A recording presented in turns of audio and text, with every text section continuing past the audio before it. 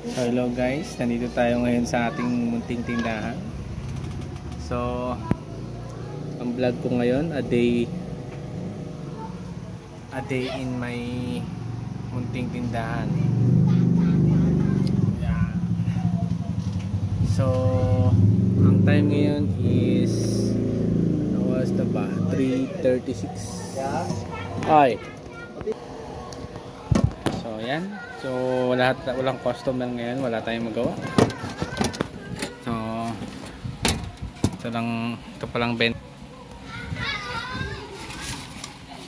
O konti pa.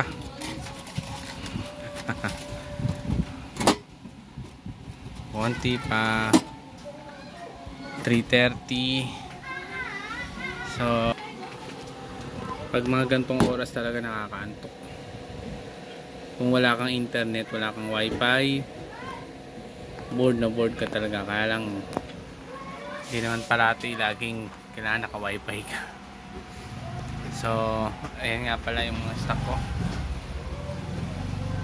Medyo kalbo na. So ayan.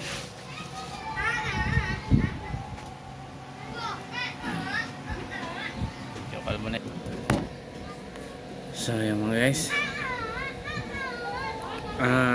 mahirap din maging owner ng hardware, lalo kung maliit ka pa lang. Kasi syempre ikaw nagbabantay. So pag ganito, ikaw yung nagbabantay, surviving lang, parang pinagpalit mo lang siya sa trabaho mo, na medyo nakales ka ng gastos sa pamasahe, nakales ka ng gastos sa mga daily expense mo pag papasok, like food, snacks, yan. So dito kasabay ka na ng family mo na makain, tanghalian. So yun, hopefully this 2024 medyo dumamit pa yung products ko, or magdagdag pa kami ng isa pang branches, pero magkakaroon na ng tao siguro. So as long na yung sales mo mako-compensate niya yung rental, mako-compensate niya yung tao, and then the other expenses like electricity, water, or whatsoever, basta nag-earn ka ng 10 pataas, not bad. Basta less na lahat yon, 10 or 5 nga medyo okay na, pambayad na ng mga bills yun, di ba? Saan ka pa, hindi ka naman nagtrabaho doon, so tapos mag-earn ng 5 to 10k, panalo pa rin. Pero syempre kung gusto mo ng growth nun, dapat titingnan mo kung may potential pa mag-grow. So yun, yung mga binabalak lang namin, na hopefully this 2024 mag-materialize.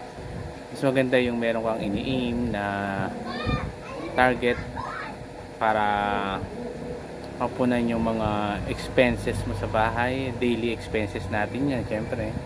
So continuous thinking, continuous action, continuous learning, yan. So yun, mga kailangan natin isagawa bilang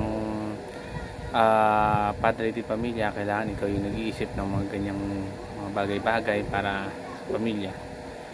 So ayun, try nyo rin mag-start ng mga kahit anong ting negosyo, as long na kumikita.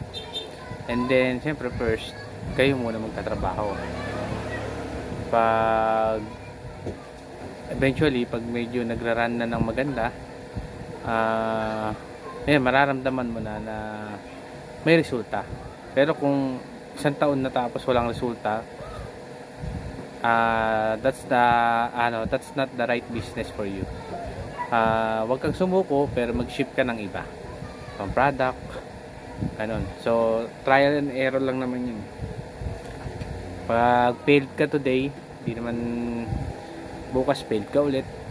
So yun, like dito sa akin, may times na in a day failed kami sa quota namin, pero may day naman na yung negative namin ngayon ay kahapon napupunan ng ngayong sales. So ganun lang. So nagbabalance din naman as long na by the end of the month positive pa rin yung result.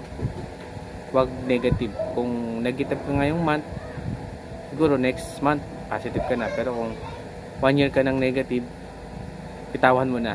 Sinasabi ko sa'yo, lugi ka na dyan. So may kulang, either may kulang sa ginagawa mo or so yun guys. So as I said, continuous dreaming, continuous action. Huwag ka lang dream ng dream, ha? Walang mangyayari sa'yo kung hindi mo sasabayan yan ng action. So diskarte lang. So mga kapapi, dito na lang ulit. Yun lang. Until next vlog. Tagal ko rin hindi nakapag-vlog. Sana panoorin nyo yung ibang mga videos ko. Okay? Bye bye.